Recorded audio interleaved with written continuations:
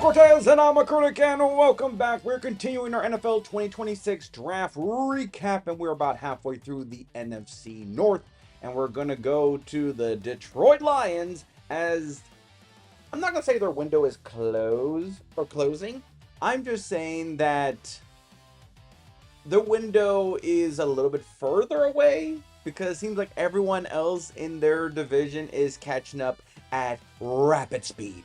So hopefully this draft class can make Detroit Lions fans feel confident. Or is it just inevitable that they'll go back to the basement of the North? Let's talk about the Lions.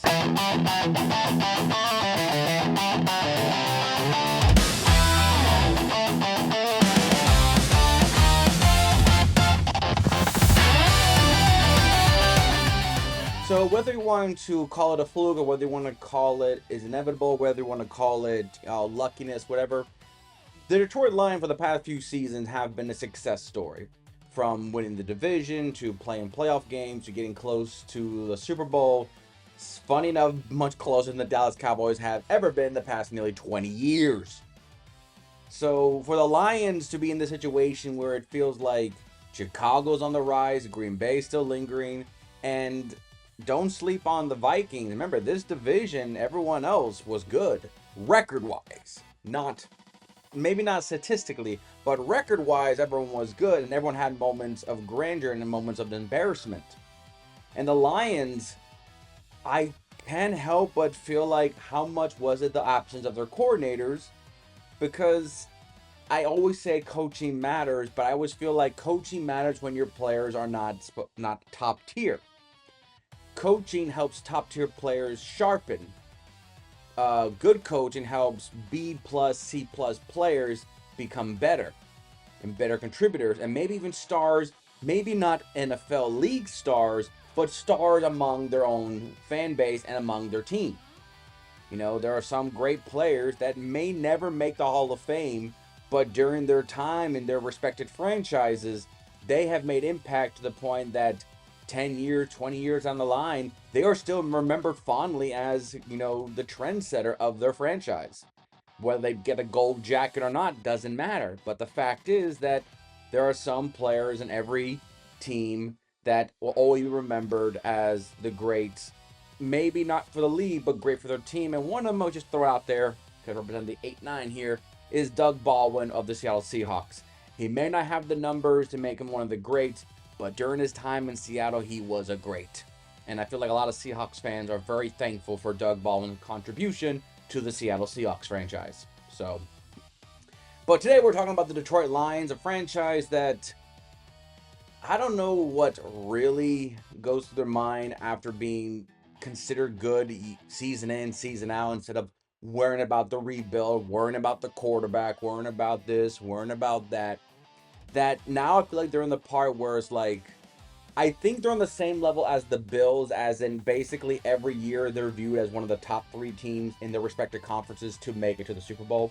And when they don't, it's kind of like, why did I put faith in you?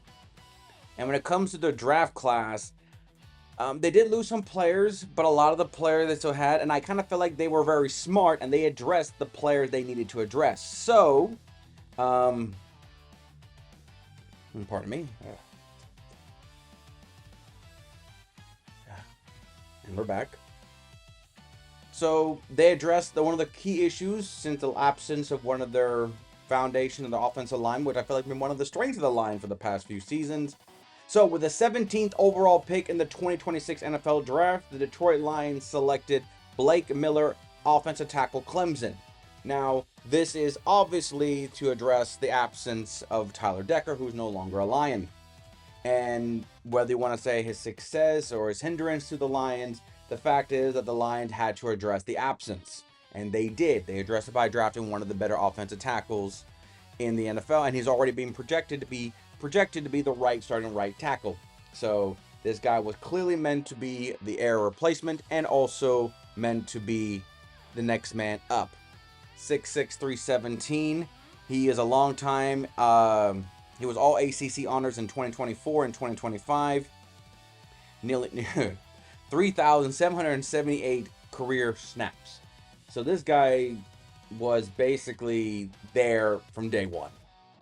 And I always feel that, yes, you can have college players that go have one good year, maybe 2 good years, and then go into the draft. But sometimes, that's probably why I give Bo Nix a lot more credit than I give Jaden Daniels, is sometimes longer time in college can lead to a more experienced lad in the NFL. Not always, but I always feel like I'm more associated with that side than the other one, because NFL, I feel like the window to be great is a lot smaller than it is in college, especially when you can transfer almost as easily as changing your zip code and when you move to locations. So to me, this was obviously a need, but didn't come off as a desperate need. I mean, the Lions were picking a 17th, or right in the middle. There were other offensive tackles, Monroe from Georgia, so I get there were other offensive tackles, but they really had to address it. And let's be real, the Lions have been really good addressing their offensive lineman needs during their time under the Campbell era. So to me, this was obviously a need, but it wasn't a desperate need. So good pickup for the Lions, because they have to protect their assets in golf and also open running lanes for their running backs. Then we go to the second round. With the 44th pick in the 2026 NFL Draft, the Detroit Lions selected Derek Moore, edge, Michigan. I always find it funny when universities or NFL players draft players from their local universities. Like the Bucs did, they got a Florida guy from Miami who's going to stay in Florida. You got Derek Moore, and a guy from Michigan, staying in Detroit. They did with Aiden Hutchinson. They got him second overall. He stays in Detroit, or stays in Michigan, pardon me, I should say. So I always felt Aiden Hutchinson did so well, but a little bit like a TJ Watt situation where you feel like we kind of need to give him somebody to at least, maybe not another Hutchinson, because I'll just be abuse of power there, but just someone that's not, like I said, not same level, but not a hindrance. Someone that has the same tenacity, same attributes to be a contributing factor. Remember, Hutchinson played, and it was Muhammad, the other defensive end / edge, that had 12.5 sacks with Hutchinson. How much is that as Muhammad? How much is that as just the pass rush of Hutchinson leading to the quarterback go to his side? And the Buccaneers said, very thank you, and we took him up, because we had no idea we were going to get Reuben Bain. So, more weapons for the spoils, I guess. But even though Muhammad had a one good year after a long career in the NFL, trying to find his footing, trying to find his identity and his place in this world of football, the Lions still felt, even before that, they needed a number 2 to go with Hutchinson. Because even as great as he is, if basically often managed to make a scheme to at least slow him down on plays, it would help. Derek Moore coming into the Lions organization, the cool story is he's 6'4", 255. They run a 4-3 defense, and I feel like Derek Moore fits more of a 3-4 defense, outside linebacker. But that's not a bad thing. He's top 10 in his position. He's 60th overall. Very strong intangibles. I feel like he's a high motor. He's currently being viewed on the depth chart projections as a backup to DJ on the right defensive end, so he'll be on the opposite of Hutchinson. So we'll see if the two Michigan men can get together and eventually develop. But I feel like Derek Moore for his rookie season will be a change-up. Fresh legs, fresh energy, and we'll see it. But I can't help but feel like he'll be used more in passing situations, at least until he gets adapted better into the NFL level of rushing the ball. But to me, he feels to be a changer. A switchblade type of rusher. Then we go to the 4th round. With the 118th pick in the 2026 NFL Draft, the Detroit Lions selected Jimmy Rolder, linebacker, Michigan. Why not? Alex Azalone went to Tampa. So once again, Tampa says to Detroit, thank you very much. So, not saying they need to address it. They did Initially, before recording, there was reports that Campbell did not get his fifth-year option, and then they just announced that Campbell got his big money, so problem solved. Don't worry about Campbell ever leaving Detroit. Barnes is their other linebacker in there, and with Alex gone, I'm sure that Campbell will become more and more captain. Malcolm Rodriguez will be viewed as a strong side linebacker for right now, and I think he was a 6th-round pick out of he was a 6th-round pick in 2022 out of Oklahoma State. 5'11", 230, a little smaller for his size. But they currently have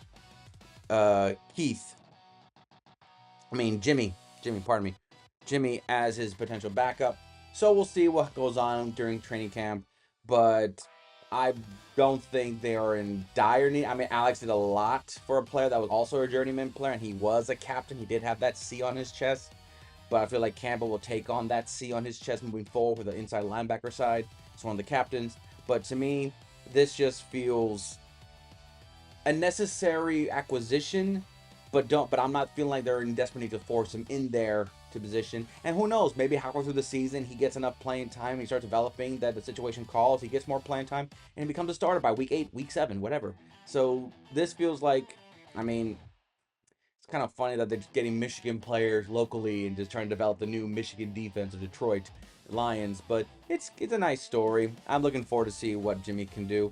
But I feel like this is another acquisition that fills depth and potential projection of a new starter for the next 5-6 years. Then we go to the 5th round, and with the 157th pick in the 2026 NFL Draft, the Detroit Lions selected Keith Abney II, cornerback, Arizona State. Arizona State? Yeah, sorry.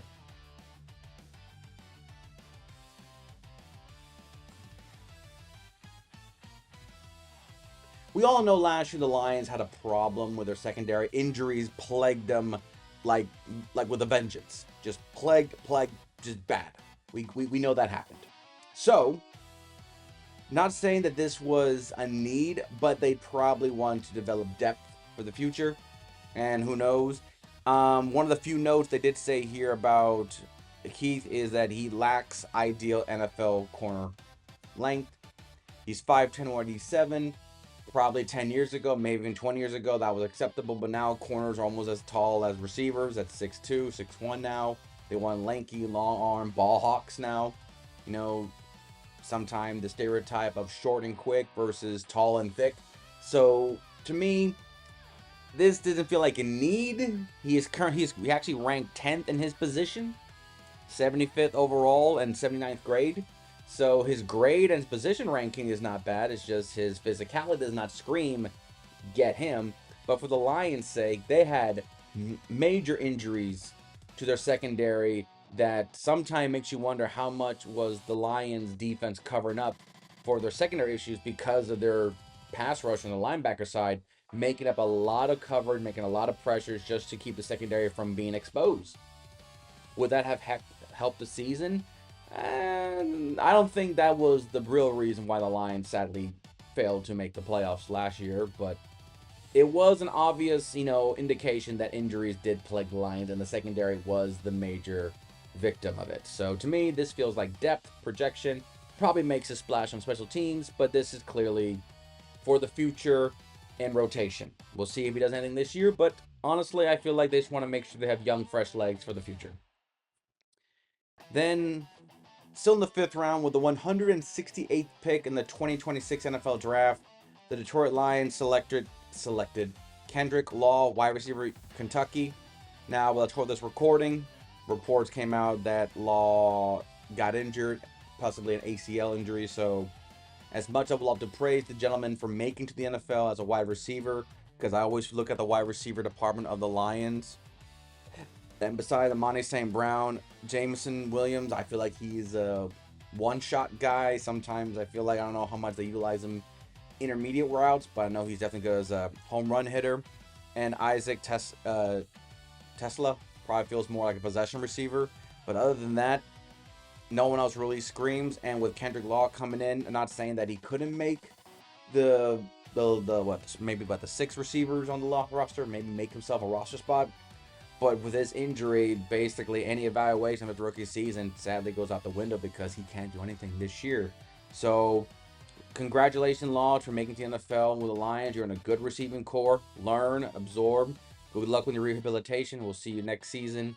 But there's nothing more can they say, since sadly at the time of this recording you got injured, and that's sadly not your fault. But it's just the rawness of the NFL, and sometimes the short stick gets you. Then we go to the 6th round with the 205th pick of the 2026 NFL Draft. The Detroit Lions selected Skylar Gill Howard, defensive tackle, Texas Tech. He's 6'1", 280. He feels short and heavy. I don't know. This feels kind of like a stretch to me. This feels. I mean, just going on the ESPN Detroit Lions mock depth chart, their defensive line side is full. I mean, second string, third string, and fourth string have 4 players in every category, from left defensive end across.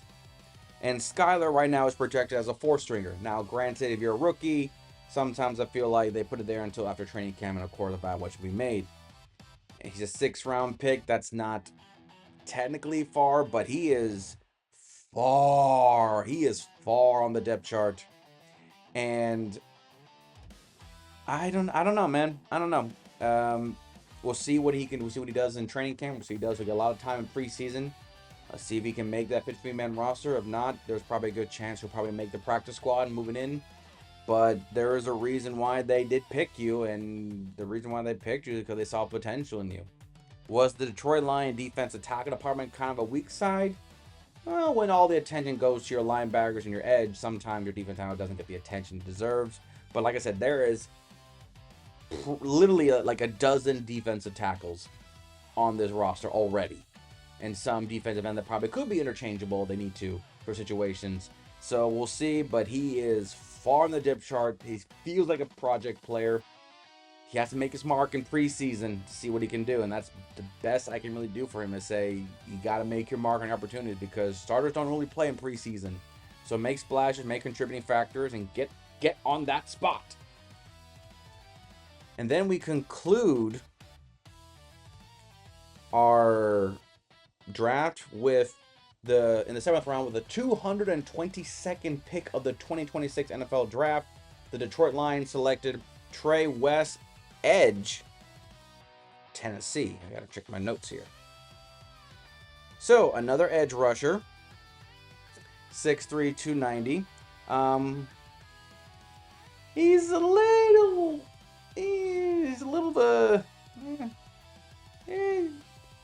project. Clearly a project. 6'3", 290. He ain't super tall, and he's not super heavy either. He's just he's there. Sounds like a project. Rotation at best. Which, even as great as Hutchinson is, he will definitely take some breaks. So you want someone to rotate with him. And very much like I said about Howard, they currently have Trey West on the left side, projectedly, as a 3rd stringer behind Aiden Hutchinson and Tyler Lacey. So clearly has to make his mark somehow. You and Howard will have to make your splash on special teams, see what you guys can do. But I don't know, these last 2 picks for the Lions just feel like there wasn't another need that potentially could be more valuable. Like, honestly, I wouldn't have been surprised they probably would have addressed the defensive back department a little bit more with another depth player. They only addressed the cornerback, the defensive back department with 1 player. I thought maybe they would have gone with 2. But no, they went a lot of it, line. You got offensive tackle, you got 2 edge rusher, and you got a defensive tackle. So you really address the line, which I think has been Dan Campbell's specialty anyway. But yeah, so Wes is there, clearly a project player. We'll see what happens. So that is the Detroit Lions. The player I am most excited about is Derek Moore. I'm excited for the Michigan man for 2 reasons. 1, I love the narrative of potentially the Detroit Lions starting defensive ends are both from Michigan. I kind of love that narrative speaking. And 2, I feel for whatever reason Derek Moore is probably a better player than he was drafted at 44. Not saying he could have been a 1st round, but I always feel like if you're in the top 50, you're basically a couple of players and situations away from potentially being a first round pick from the first 32. But being 44th, like I said, top 50 still feels a little bit like you could have been a first round, depends on the team situations. So I think Derek Moore, I can, if he plays well, I will not be surprised if he has like 6.5 to 8 sacks his first year. A lot of it because 8.5 is probably going to draw the attention to him. And if Derek Moore makes his splashes, he'll do fine. But Derek Moore is the player I am most excited about. Grade for the Lions. They were contenders before. They lost a lot of players. The players they got here, like I said, they addressed a lot of them. Funny enough, they addressed two positions that were taken because the Buccaneers took their technically players in Alex and Muhammad. So I still say the Lions are contenders. This draft class, even with the loss and the question marks, the last two players, I feel like the top heavy side, the first four picks they got, feels like it's making up a lot. Plus, the player they have already established, I don't feel like it's going to hinder them. So I will say the Lions, to me, are still contenders with this draft class, even though I feel like three of them, one due to injuries and two because of question marks, I still feel like the Lions are contenders and should be considered such. And that, ladies and gentlemen, is the Detroit Lions. We'll conclude the NFC North by going to the Madden 27 cover player, Caleb Williams, in the Chicago Bears, or soon to be the Indiana Bears. Yeah, reports came out about the stadium situation. I have no idea what's going to happen with that. But right now, I am honestly just grateful to be like, I am glad I'm not a Bears fan. Because right now, that's all you're going to say. Because one of the founding foundations of Chicago is going to be known as Indiana. Or at least be in Indiana. That is terrifying. But that's for next time. So until then, I'm Cortez. Then I'm a critic. Thank you so very much for watching.